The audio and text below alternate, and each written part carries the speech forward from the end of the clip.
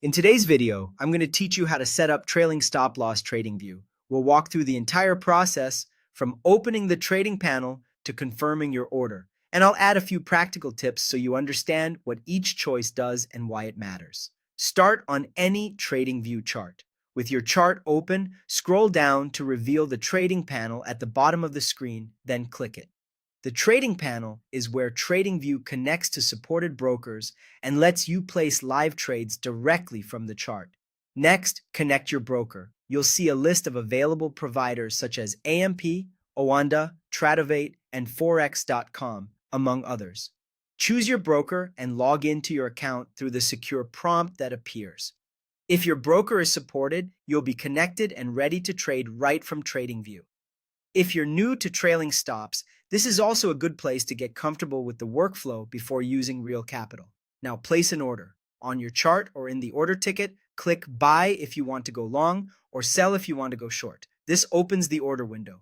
Don't worry about getting fancy here. Your focus is setting the trailing stop properly. In the order window, look for the Stop Loss section. Open the drop-down and select Trailing Stop. This changes the stop from a fixed price to a dynamic one that moves with the market when it goes in your favor. Once set, the stop will follow price as it advances, but it won't move back if price reverses.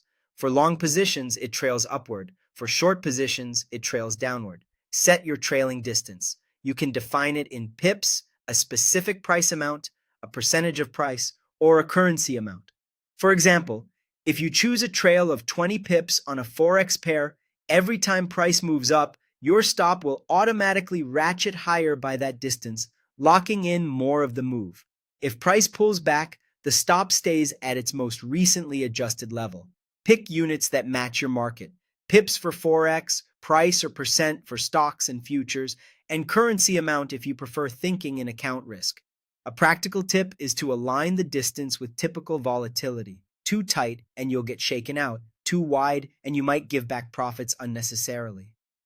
Finally, review your order details and click Place Order.